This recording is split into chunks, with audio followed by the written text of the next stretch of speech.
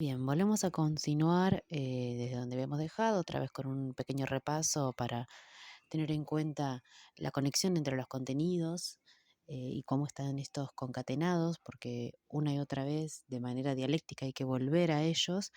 Acá, nada, recordamos el traspaso de figura bidimensional simple a figura tridimensional simple. ¿Por qué simple? Porque tienen superficies regulares y se componen de lados fácilmente reconocibles y fácilmente ubicables. Del círculo a la esfera, del cuadrado al cubo, del triángulo al cono y del rectángulo al cilindro. Cuando entendemos entonces un objeto tridimensional en la realidad, habíamos hecho el ejercicio de hacerlo, ilustrarlo de manera plana y después traducir exactamente como hicimos con estas figuras simples a tridimensionales, hacer lo mismo pero con este objeto que identificamos como una combinación de estas figuras simples, ¿no? Los objetos son más fáciles porque no son orgánicos, en este caso es una botella en el que pasa de un rectángulo más angosto para el cuello de la botella y un rectángulo o un cuadrado para la tapa, van pasando a diferentes tipos de cilindros, porque sabemos que la base es circular, la de la botella. Otro ejemplo que les pongo acá, también para que lo puedan probar, es una taza. Esta taza que yo ya puedo ver que tiene una especie de forma cilíndrica o una esfera recortada. Habíamos ya hablado sobre recortar las figuras. Podría llegar a ser entendida como una esfera con base que yo tajo, que yo rebano, por así decirlo, o también se puede ser pensada como un cilindro, inclusive para poder diagramarlo, ¿no? Como un cilindro que tiene la base más angosta que el tope y que tiene curvado el borde. Después obviamente ubicamos la manija, lo que ya entendemos dentro de la taza. Estas muecas que tiene acá, recuerdo que están sobre una superficie curvada, está combado hacia abajo, hacia adentro de la figura. Entonces todo lo voy retratando siguiendo el relieve de esta figura que yo mismo delimito. Entendiendo también que es una figura hueca, ¿no? Porque por dentro tiene que ir el líquido o lo que sea eh, de lo que esté lleno la taza. Recuerdo también la base, que es más ancha que la base de este cilindro. Esta forma de pensar los objetos tridimensionales nos permite apropiarnos del objeto y sin necesidad de copiar un modelo real, puedo yo rotar y mover esta figura como se me antoje, porque lo único que hago es rotar la figura básica, en este caso el cilindro, y poder inventar diferentes puntos de vista para este objeto, que puedo hacerlo de pie, al revés, inclusive aplicando acá el pliegue, ¿no? Acá la etiqueta que recubre este cilindro se ve de un lado y del otro utilizando la técnica del pliegue que habíamos visto. Como un objeto plano se puede doblar sobre sí mismo y nosotros podemos entender ese pliegue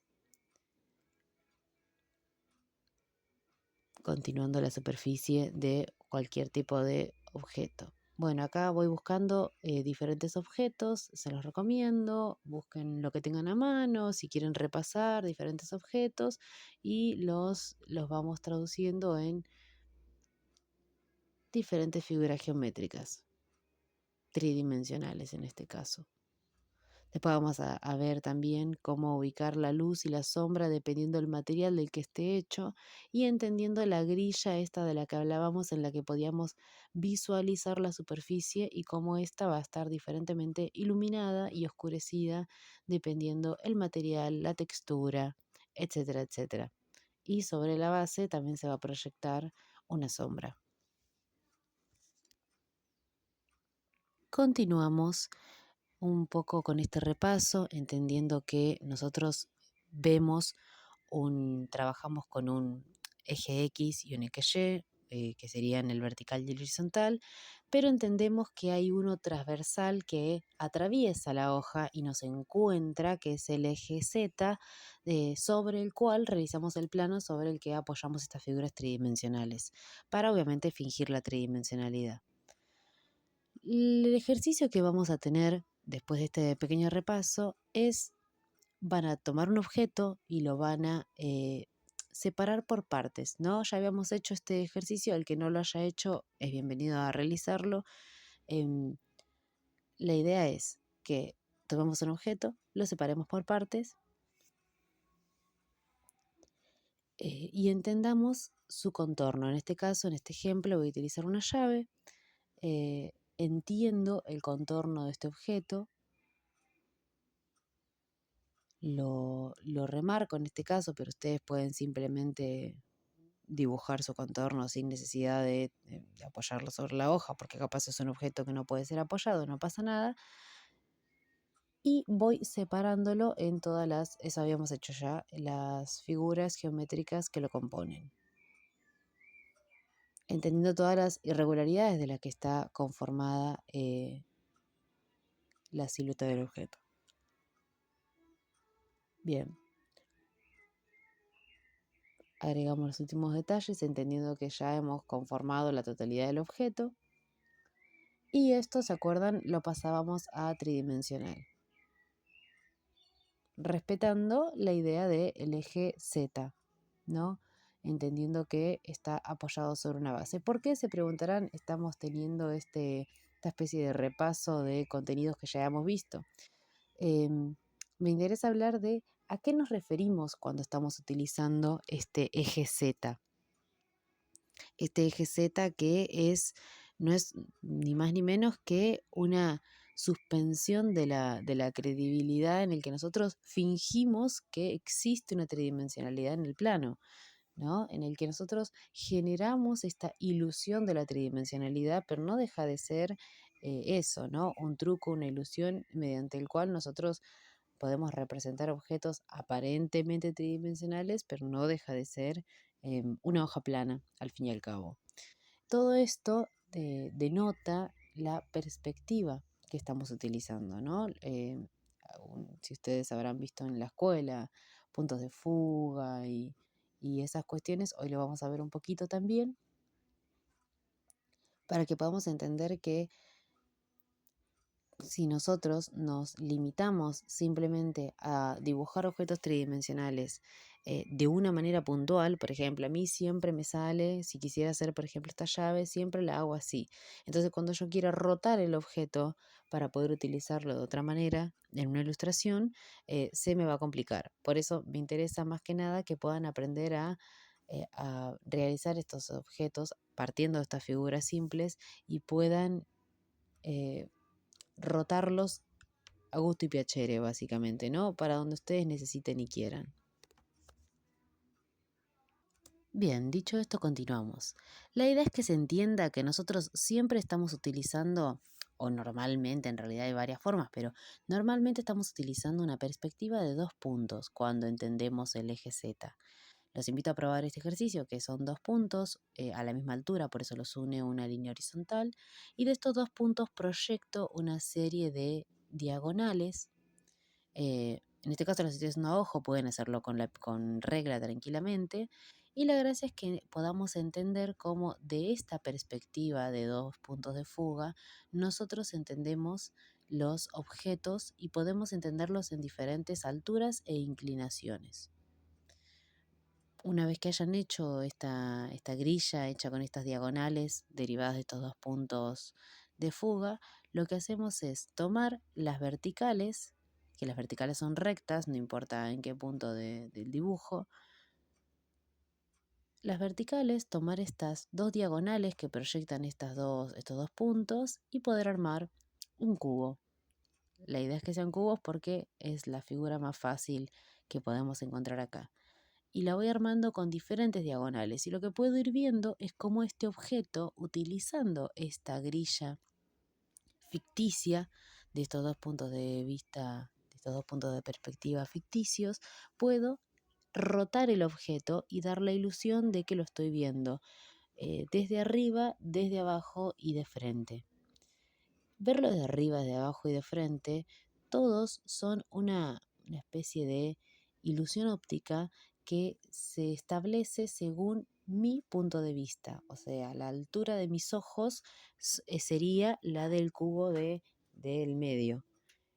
Entonces, si yo puedo visualizar estos tres objetos y su rotación según la altura de mi vista, voy a poder rotar cualquier objeto que a mí se me antoje en diferentes ángulos. ¿Sí? Ahí lo pongo un poco mejor para que se pueda ver entero. Los invito entonces a probar este ejercicio para poder ubicar estos pequeños cubos.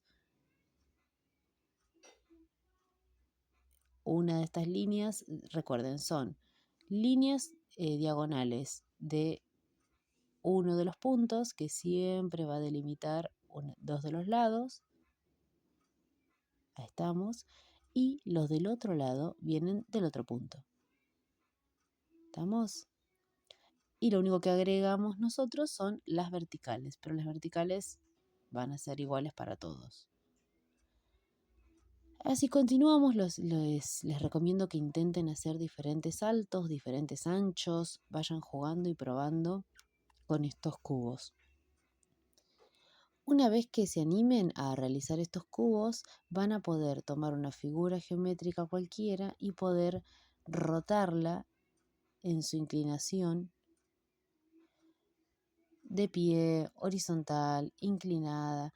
Más que nada, lo importante de esto es que cuando veamos cuerpo humano y empecemos a escorzar el cuerpo humano, entendiendo el cuerpo humano como figuras geométricas básicas, lo más probable es que esto nos venga muy bien. Bien, para colmo se nos complica, en el caso, por ejemplo, del ejemplo de la botella, si a nosotros se nos ocurriese llenar esta botella con líquido, ¿no? De repente, la inclinación que le demos al objeto también va a hacer variar el contenido de esta botella. Así que también me interesa que podamos entender que el objeto hueco, relleno de algún tipo de material, también respeta las leyes de la física y de la química, ¿no? Que al ser un líquido va a tratar de amoldarse, va a amoldarse al contorno del objeto que lo contiene y va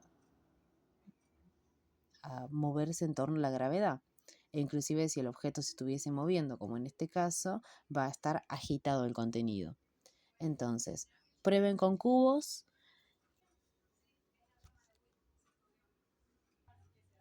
Bien, este ejercicio ahora va a contar de realizar 3 objetos con línea continua. Una vez que ya entendimos la tridimensionalidad del volumen de los objetos, los invito a probar la línea continua. La línea continua es un trazo en el que yo no tengo que levantar la lapicera del papel.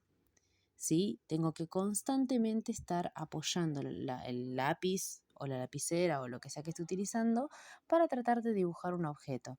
Lo que ocurre entonces es que la línea está conectada constantemente y yo tengo que buscar la forma de resolver esa figura a como dé lugar. En este caso, el primer ejemplo que realizo es una zapatilla. Ustedes pueden utilizar un objeto que puedan observar o un objeto que se les ocurra y puedan recordarlo de memoria. Son 3 objetos. El segundo que voy a realizar ahora es... La idea es que vayan siendo complejos. Si quieren, si les parece difícil, pueden arrancar con un objeto simple e ir complejizándolo en la medida que le van tomando la mano. En este caso tomo de referencia una tijera. Como podrán ver, al tenerla ahí es muy fácil decidir elegir por las concavidades, por las convexidades, por la silueta. Inclusive la línea continua puede servir para hacer el de textura, el brillo, la sombra. Y por último, una vez más, esta llave que ya habíamos hecho, hay ciertos objetos que son un poco más fáciles de realizar en línea continua y hay algunos objetos que son más difíciles. La gracia es que tratemos de hacerlo lo más detallado posible sin soltar esta línea y que intentemos que sea tridimensional. ¿Sí? Bien, una vez que realice estos 3 ejercicios un poco de precalentamiento de línea continua, bien, por último, vamos a continuar con la idea de la línea continua. Una vez que ya entendemos los planos, los ejes, el eje X, el eje Y y el eje Z, y la línea continua, vamos a realizar un retrato. A cómo les salga, porque todavía no hemos visto rostro, pero me interesa que lo probemos desde la línea continua la idea del retrato. Si parece que acá estoy levantando la lapicera de la hoja, no, estoy haciéndolo muy despacito para que no se note, pero no estoy levantando en ningún momento la línea de la hoja. Lo que estoy haciendo es cambiar la presión de la lapicera para que se note más en ciertas áreas y no en otras. No importa cómo salga, no importa que quede feo, ustedes simplemente prueben cómo les saldría su propio retrato de manera continua.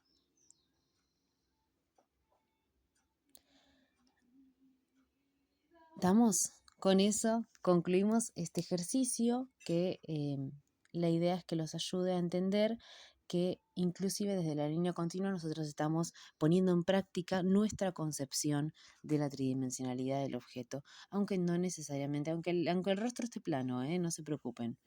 Aunque no esté alineada las proporciones, como verán hay proporciones algo chuecas y qué sé yo, no importa.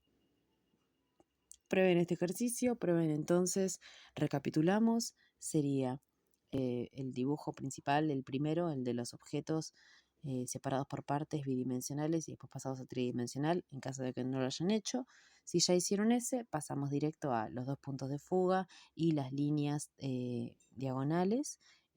Prueben rotar un objeto, habíamos hecho la botella, la taza, los 3 objetos con línea continua y por último el rostro. Bueno, hasta acá con esta parte de la clase sincrónica. Espero que la hayan disfrutado, que puedan practicar un poco. En la semana voy a seguir subiendo material para compensar esa clase perdida. Los saludo y que tengan una bellísima semana. Nos vemos y me van comentando cómo les va saliendo este ejercicio. Un gusto, hasta luego.